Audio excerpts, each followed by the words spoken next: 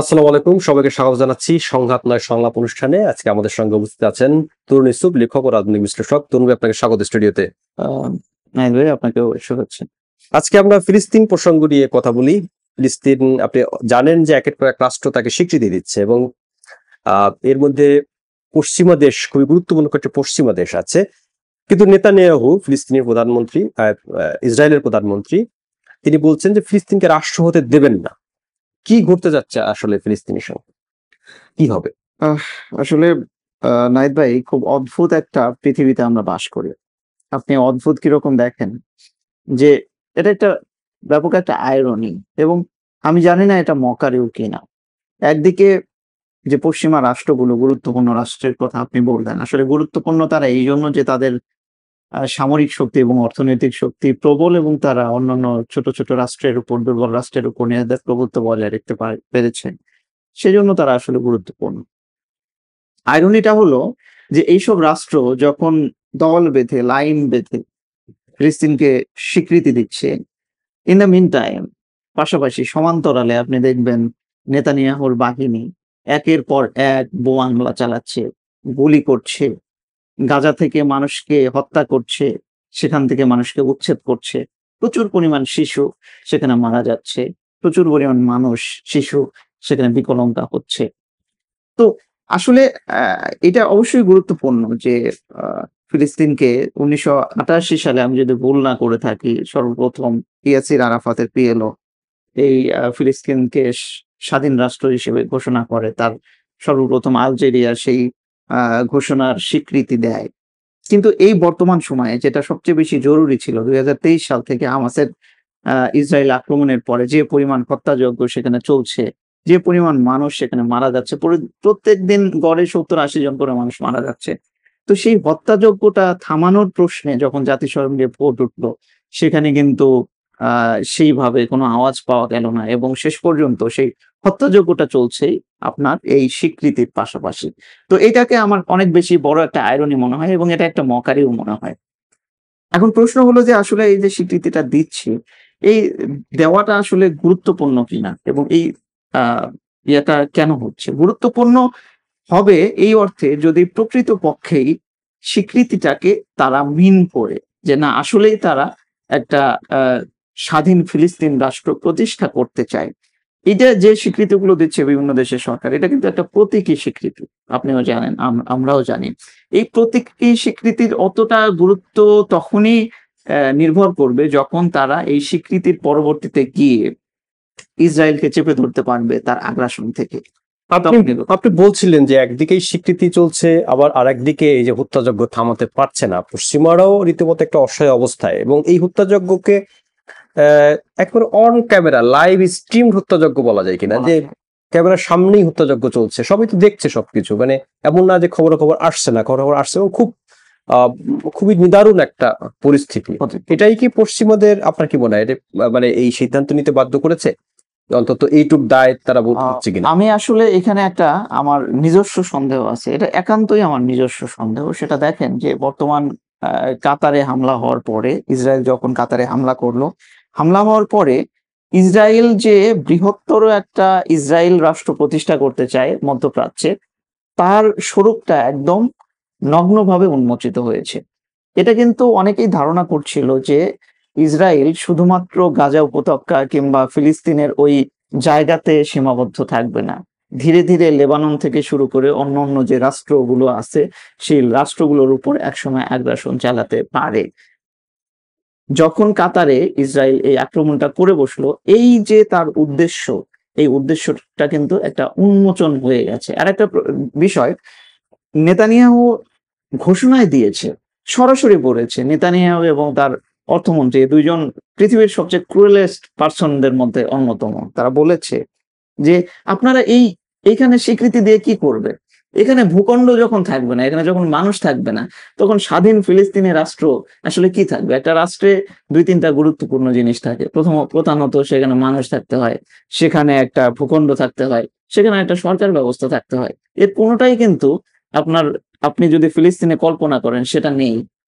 তাহলে এই যে আপনার ইসরায়েলকে না রুখে আপনার এই ফিলিস্তিনকে স্বীকৃতি দেওয়ার কি মানে? আরেকটা বিষয় যেটা বললেন যে তারা কি বাধ্য? আমার মনে হয় এমনও হইতে পারে যে এটা তাদের একটা মানে চাতুরতা। আপনি দেখেন বর্তমানে কাতারে যখন হামলা হলো তখন কিন্তু বিভিন্ন মুসলিম দেশ, মধ্যপ্রাচ্যের দেশগুলো, আরব দেশগুলো তারা কিন্তু বিভেদ ভুলে নিজেদের মধ্যে একত্র হচ্ছে এবং হওয়ার চেষ্টা করছে। দ্বিতীয়ত লাতিন আমেরিকায় বিশেষ করে লুলা ডি সিলভার আপনার নেতৃত্বে কিন্তু পুরো লাতিন আমেরিকা একসাথে হয়ে গেছে ইসরায়েলের বিরুদ্ধে। আফ্রিকায় তাদের বিরুদ্ধে একটা ঢেউ উঠেছে। কানাডা সহ অন্যান্য যে পশ্চিমা রাষ্ট্র যেগুলো বলি, ইউরোপ যেগুলোকে বলি।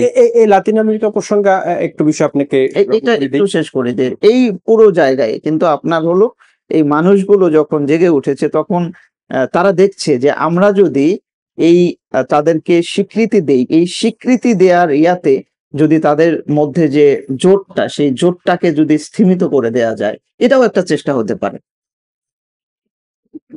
যথার্থই বলেছেন। মানে একটা কৌশল বলতে চাচ্ছেন, একটা কৌশল হতে পারে এই স্বীকৃতিটা। হতে পারে। তো ব্রাজিলের একটা ঘটনা ঘটেছে জাতিসংঘে, সেখানে ব্রাজিলের প্রেসিডেন্ট লুলা ডি সিলভা তিনি কলম্বিয়ার প্রেসিডেন্ট পেত্রো তার মাথায় একটা চুমু খেয়েছেন। কারণ পেত্রো গাজা নিয়ে খুব শক্ত কথা বলেছেন এবং তিনি এই নেতানিয়াহুর নেতৃত্বে ইসরায়েলি বাহিনী হত্যাযজ্ঞ চলছে তার খুব কঠোর ভাষায় তার খুব সমালোচনা করেছেন এবং ফিলিস্তিনকে স্বীকৃতি দেওয়ার পক্ষে বলেছেন। এরপর লুলা ডি সিলভা গিয়ে তাকে চুমু খেয়েছেন এবং এটা ছবি সামাজিক মাধ্যমেও কিন্তু ছড়িয়ে পড়েছে। কিভাবে দেখছেন এই ঘটনাটিকে?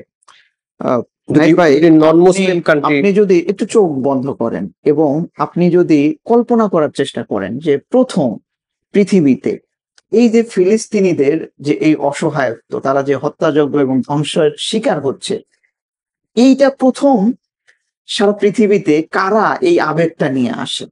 আপনি যদি খেয়াল করেন এটা প্রথম বামপন্থীরা নিয়ে এসেছিল সারা পৃথিবীতে, যে এই যে অসহায় ফিলিস্তিন জাতি, এই অসহায় ফিলিস্তিন জাতি তাদের যে অসহায়ত্ব, তাদের উপর যে নির্যাতন করা হচ্ছে, এটা প্রথম অ্যাড্রেস করে আমার মনে হয় যারা সক্রিয় ছিল সবচেয়ে বেশি তারা বামপন্থীদের মধ্যে ছিল। আপনি লুলা ডি সিলভার যদি রাজনৈতিক ব্যাকগ্রাউন্ড দেখেন কিংবা রাজনৈতিক মতবাদকে দেখেন, তারা কিন্তু বাম ধারার প্রগতিশীল একটা অংশ এবং পুরো লাতিন আমেরিকায় কিন্তু এই প্রগতিশীলতার একটা ভালো জোয়ার আছে। এবং লুলা ডি সিলভা যেহেতু যে গত টার্মে ব্রাজিলের যে একজন স্বৈরশাসক ছিল বলসোনারো, তাকে কিন্তু পরাজিত করে সে এসেছে এবং পুরো লাতিন আমেরিকার সে চেষ্টা করছে যে এই ফিলিস্তিন প্রশ্নে যে অন্যায়টা হচ্ছে সেটাকে একত্রিত করা। সেই জায়গা থেকে যখন কলম্বিয়া যে পেত্রো উনি যখন কথা বলছেন, এটা স্বভাবতই লুলা ডি সিলভার ভালো লাগবে। আপনি আর্জেন্টিনা যান, আপনি কলম্বিয়া যান কিংবা পুরো লাতিন আমেরিকায় যান, তারা কিন্তু অনেক আগের থেকেই এই ফিলিস্তিন প্রশ্নে তারা একদম আমার মনে হয় মন থেকে যারা চায় যে স্বাধীন একটা ফিলিস্তিনের রাষ্ট্র এবং তাদের উপর হত্যাযজ্ঞ বন্ধ হোক, তার মধ্যে অন্যতম কিন্তু লাতিন আমেরিকা। এখানে আর একটা বিষয় হলো যুক্তরাষ্ট্রের ভূমিকা। মানে এই যে যুক্তরাষ্ট্রের পয়েন্ট অফ ভিউতে যদি আমরা দেখি, শত্রু মিত্র সবাই মানে যুক্তরাষ্ট্রের ফিলিস্তিনের পক্ষে এখন। মানে ইউরোপের দেশগুলো যেগুলো যুক্তরাষ্ট্রের সঙ্গে একটা তাদের সবসময় একটা মিত্রতা থাকে, তারাও এখন একের পর এক স্বীকৃতি দিচ্ছে। তো এখন ট্রাম্পের জন্য কিছু চ্যালেঞ্জ হিসেবে দেখছেন, ট্রাম্প এখন আসলে কি করবেন? তিনি একবার যুদ্ধবিরতি একটা নতুন প্ল্যানও তিনি মুসলিম দেশগুলোকে দিয়েছেন। মানে ট্রাম্পের সামনে এখন কি? তার তো মিত্ররাও এখন ফিলিস্তিনকে স্বীকৃতি দিচ্ছে। আমি প্রথমেই বলেছি যে ট্রাম্পের যে মিত্র, পশ্চিমা মিত্র, আমি সেই মিত্রদের এখনো বিশ্বাস করি না। এটা তাদের চাতুরতা হতে পারে। দ্বিতীয়ত, আপনি ট্রাম্প যখন আসার পরে ইসরায়েল প্রশ্নে উনি কিন্তু সবসময় এটা বিশ্বাস করেন যে গাজা থেকে আসলে ফিলিস্তিনিদের চলে যাওয়া উচিত, তাদের এখানে থাকা উচিত না।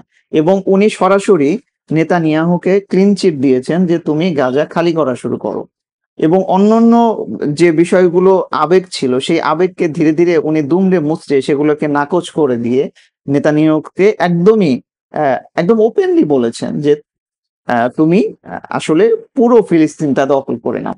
এবং নেতানিয়াহু বুঝেছে যে আমেরিকার অন্যান্য যে প্রেসিডেন্ট ছিল তারা রাগঢাক করে ইসরায়েলকে সমর্থন দিয়েছে, এত ওপেনলি কোনো সমর্থন কিন্তু উনি কখনোই পান নাই।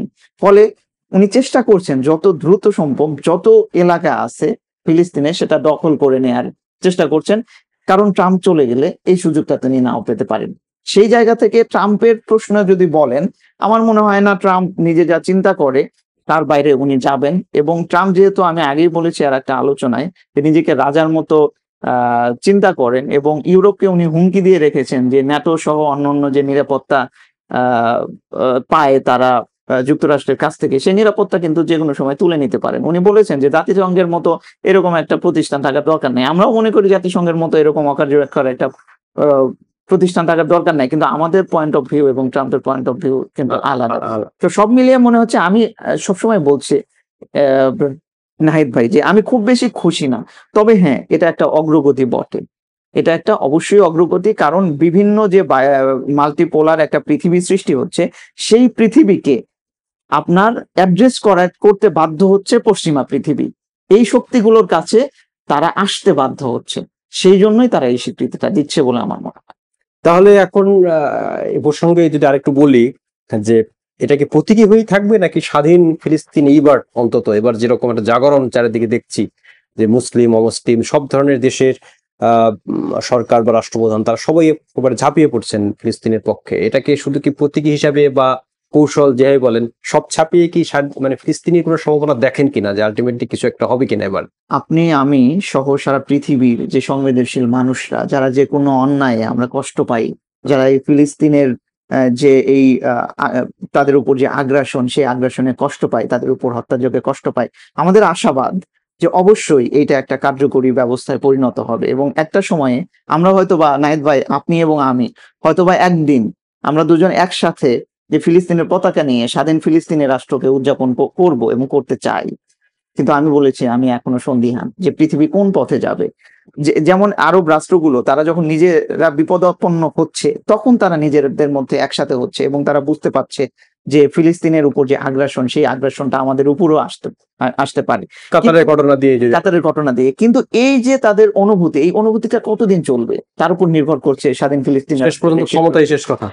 তারপরে এই যে লাতিন আমেরিকার যে ইকোনমিক সহ অন্যান্য পলিটিক্যাল যে স্টেবিলিটি, সেটা কতদিন থাকবে তার উপর নির্ভর করছে স্বাধীন ফিলিস্তিন রাষ্ট্র। এই যে পশ্চিমা রাষ্ট্র, যাদের তাদের যে জনগণ, তাদের জনগণের মধ্যে এই অনুভূতিগুলো কতদিন থাকবে তার উপর নির্ভর করছে আপনার ফিলিস্তিনের রাষ্ট্র। কিংবা এই যে আমরা অপর মানুষরা, যারা নির্যাতিত মানুষ, তারা একত্রিত হতে পারবো কিনা শেষ পর্যন্ত। আপনি চিন্তা করেন যে ইসরায়েল রাষ্ট্রটা প্রতিষ্ঠিত হয়েছে মধ্যপ্রাচ্যের যে রাষ্ট্রগুলো তাদের বিভক্তির উপর, আরবদের বিভক্তির উপর। সেই বিভক্তিটা যদি কমে যায়, অবশ্যই এই স্বীকৃতিটা একটা কাজে লাগবে। কিন্তু সেই বিভক্তিটা যদি না কমে বরং বাড়ে, দেখা যাবে যে এখানে আবারও পশ্চিমারা, যারা আসলে বিভিন্ন এজেন্ডা নিয়ে সারা পৃথিবী বিভক্তির সুযোগটা আবার তারা এই বিভক্তির সুযোগটা নেবে। আপনি বলেছেন। এবার একটু ভিন্ন প্রসঙ্গে যাই। এটা হচ্ছে যে হোয়াইট হাউসে একটা বৈঠক হয়েছে এবার। ট্রাম্প, পাকিস্তানের প্রধানমন্ত্রী শাহবাজ শরীফ এবং পাকিস্তানের সেনাপ্রধান আসিফ মুনির। এর আগে আসিফ মুনিরকে সেখানে একটা ভিআইপি মর্যাদা দিয়ে সেখানে ভোজের আয়োজন করা হয়েছিল। তো এবার মানে কি বলে ত্রিমুখী একটা বৈঠক যদি আমরা বলি, তিনজন ব্যক্তি হোয়াইট হাউসে পাকিস্তানের প্রধানমন্ত্রী সেনাপ্রধানকে নিয়ে বৈঠক, হাই ভোল্টেজ বৈঠক। কিভাবে দেখছেন এই বৈঠকটি? ট্রাম্পের কি উদ্দেশ্য? দুটা উদ্দেশ্য। প্রথম উদ্দেশ্য হলো, আমরা জানি ভারতের সাথে ট্রাম্পের, মোদির সাথে ট্রাম্পের একটা বড় যুদ্ধ চলছে, যেটা আসলে অর্থনৈতিক যুদ্ধ প্রথমে ছিল, এখন সেটা রাজনৈতিক যুদ্ধ হয়ে উঠেছে।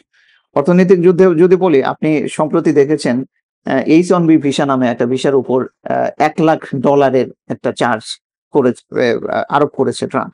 এবং সেই H-1B ভিসার যারা সবচেয়ে বড় বেনিফিশিয়ারি, ভারতের বিভিন্ন চ্যানেলগুলো বিশ্লেষণ দেখলে আপনি বুঝতে পারবেন, সেটা প্রধানত ভারতীয়রা। 71% যে ভারতীয় আইটিতে দক্ষ যে কর্মীরা, তারা এই সুবিধাটা নিয়ে থাকে। এবং এর ফলে প্রচুর পরিমাণ, প্রায় 5 লক্ষ কোটি রুপি প্রত্যেক বছর কিন্তু আয় হয় আপনার এই তাদের দক্ষ কর্মীগুলো দিয়ে। তো এটা একটা বড় টার্গেট আসলে ভারতকে চাপে রাখা, ভারতকে ট্রাম্প যে শর্তগুলো দিয়েছে সেই শর্তগুলো যাতে পরিপালন করতে বাধ্য হয় সেটা। দ্বিতীয়ত, আপনি দেখেন যে আফগানিস্তান কিন্তু হাতছাড়া হয়ে গেছে ট্রাম্পের। তৃতীয়ত, আপনার মধ্যপ্রাচ্যের বড় একটা জোট হচ্ছে পাকিস্তান কেন্দ্রিক, যেহেতু তারা পারমাণবিক শক্তিধর। সুতরাং এই যে আফগানিস্তানের বাগরাম যে সেনা ঘাঁটি, বিমান ঘাঁটি, সে বিমান ঘাঁটি, সেই বিমান ঘাঁটি দখলে নেওয়ার কিন্তু আবার চেষ্টা করছে, কারণ তারা কোনোভাবেই চীনকে এই অঞ্চল থেকে আপনার করতে পারছে না, কারণ ভারতের সাথে তার একটা যুদ্ধ চলছে। সুতরাং তারা নিজেই সেই চীনের উপর একটা নজরদারি করতে চাচ্ছে। সব মিলিয়ে পাকিস্তান হয়ে উঠেছে সামরিক দিক থেকে আসলে ট্রাম্পের গুরুত্বপূর্ণ ট্রাম্প কার্ড। সেই জায়গা থেকে আপনার, আর যেহেতু পাকিস্তান আসলে একটা মিলিটারি রাষ্ট্র, মূলত অস্ত্র এবং সেনাবাহিনী সেগুলো নিয়ন্ত্রণ করে, সেই জায়গা থেকে পাকিস্তানকে হাতে লাগলে তার মধ্যপ্রাচ্যেও সুবিধা হয়, তার এই সাউথ এশিয়ায় সুবিধা হয়। আলটিমেটলি কি পাকিস্তানকে রাখতে পারবে বলে মনে হয় হাতে? সম্ভব কিনা সেটা, কারণ পাকিস্তানের সঙ্গে তো চীনের একটা সম্পর্ক, আমরা এই বৈঠক এখানেও একাধিকবার আলাপ করেছি এটা নিয়ে, কি মনে হয়? সেটা আসলে সার্টেনলি বলার কোনো ট্রাম্প কি এটা ভুল চাল দিচ্ছেন না সঠিক পথে আছে? এটা আসলে পরবর্তীতে বোঝা যাবে। কিন্তু আপনি একটা জিনিস খেয়াল করেন যে একটা রাষ্ট্র যখন নিজেদের ভেতরে অনেক ধরনের সমস্যা নিয়ে থাকে, তখন তার মিলিটারি রাষ্ট্র না হয়ে ওঠার কোনো কারণ নাই। আপনি পাকিস্তান দেখেন, অর্থনৈতিক দিক থেকে, রাজনৈতিক দিক থেকে ভয়ঙ্কর ভাবে একটা দৈন্যদশার মধ্যে আছে। তার যে অভ্যন্তরীণ নিরাপত্তা ব্যবস্থা, সেই অভ্যন্তরীণ নিরাপত্তা ব্যবস্থা কিন্তু প্রচন্ড রকম ভঙ্গুর। সুতরাং তাকে যে কোনো ভাবে এই সামরিকীকরণের একটা জায়গায় চলে যেতে হচ্ছে। তো এই প্রক্রিয়াটা যতদিন চলবে, ততদিন পাকিস্তানও হয়তো বা বাধ্য হবে এই ট্রাম্পের সাথে থাকতে। আবার পাকিস্তান যেহেতু চীনের সাথে আছে, একটা ভারসাম্য রক্ষা করে হয়তো বা তারা ট্রাম্পের সাথে থাকবে, কিংবা দেখা যাক আমেরিকার সাথে। সেটাই আরেকটা প্রশ্ন, শেষ প্রশ্ন আজকের। ইরানের প্রেসিডেন্ট মাসুদ পেজেশকিয়ান তিনি বলছেন যে তারা আর পারমাণবিক অস্ত্র তৈরি করবে না, জাতিসংঘে তিনি কথা বলেছেন। হঠাৎ করে এরকম শক্ত কথা বলার কারণ কি? আসলেই কি পারমাণবিক অস্ত্র তারা তৈরি করবে না, যেটা তাদের দীর্ঘদিনের লক্ষ্য, নাকি পশ্চিমা বিশ্ব যারা এখন নতুন করে নিষেধাজ্ঞার কথা বলছে তাদেরকে শান্ত করার জন্য? কেন এইরকম পেজেশকিয়ান হঠাৎ করে কথা বললেন, কি মনে হয়? পারমাণবিক অস্ত্র যদি ইরান প্রকৃতই তৈরি করতে চাইতো, আমার মনে হয় এতদিন তারা সেটা তৈরি করতে পারতো। হয়তোবা তাদের জাতিগত একটা থিঙ্কিং, কিংবা রাজনৈতিক বলেন কিংবা ধর্মীয় বলেন, হয়তোবা তাদের এই ধরনের একটা চিন্তা আছে যে যে অস্ত্র দিয়ে মানুষকে হত্যা করা হয়, সেই অস্ত্র তৈরি আসলে জায়েজ না। যদি আপনি ইসলামিক দিক থেকেও চিন্তা করেন, আমাদের ইসলাম ধর্ম মানুষকে কখনো হত্যা করতে বলে নাই, এবং সেই হত্যা করাকে কিন্তু ইসলাম সাপোর্ট করে না। তো সেই জায়গা থেকে এটা তাদের চিন্তা হতে পারে। আরেকটা জিনিস চিন্তা করেন যে বর্তমানে ইরানের যে শক্তিগুলোর মাধ্যমে ইরান মধ্যপ্রাচ্যে এবং তার আশেপাশে ছায়াযুদ্ধ জারি রেখেছিল, সেই অস্ত্রগুলো কিন্তু ধীরে ধীরে ইসরায়েলের কাছে পরাজিত হয়েছে। হামাস অনেক বেশি পরিমাণ বিপদে আছে। তারপরে আপনার এই যে লেবাননে হিজবুল্লাহ লেবাননের প্রধানমন্ত্রীকে হত্যা করা হয়েছে। তো এই সময়ে আপনার এই পারমাণবিক প্রশ্নে আরেকটা যুদ্ধে যাওয়া ইরানের জন্য খানিকটা কঠিন। যদিও ইরান ইতিমধ্যেই কিন্তু তার যে দূরপাল্লার বিভিন্ন ক্ষেপণাস্ত্র, সেটাও আবার ডেভেলপ করা শুরু করেছে। এবং আরেকটা জিনিস চিন্তা করেন যে আমরা দেখেছি যে ইরানের সবচেয়ে বড় যে পারমাণবিক ঘাঁটি, সেটা কিন্তু একটা ধ্বংসাবশেষ আমাদের চোখের সামনে এসেছে। ওই জায়গাটা গড়ে তোলার জন্য তাদের কিন্তু একটা সময়, নাকি এটা কৌশল হিসেবে দেখছেন? এটা কৌশল হিসেবেও হতে পারে। কারণ এর মধ্যে আবার ইরান আবার রাশিয়ার সঙ্গে নতুন একটা পারমাণবিক চুক্তি করেছে, মূলত এটা বিদ্যুৎ কেন্দ্রিক। মানে তারা হয়তো নতুন করে কিছু ভাবছে কিনা, ভাবতে পারে, এবং এটা একটা কৌশলও হতে পারে ইরানের, আসলে বোঝা যাচ্ছে না। তবে ইরান এই মুহূর্তে আসলে খুব বেশি পরিমাণ, কারণ এই অস্ত্র ছাড়া তো সে নিজে একটা অস্তিত্ব সংকটে ভুগবে। সুতরাং এই সময়ে সে যে অবস্থানটা নিচ্ছে, আমার মনে হয় বুদ্ধি মানের মতো একটা অবস্থান নিয়েছে, মানে পরিস্থিতি বুঝে তার অবস্থান নেওয়াটা। অনেক ধন্যবাদ তরুণ ভাই, আবারও কথা আপনার সঙ্গে। আজ পর্যন্তই। দর্শক সবাই ভালো থাকবেন, কথা হবে নতুন কোনো ভিডিওতে। সবাইকে ধন্যবাদ।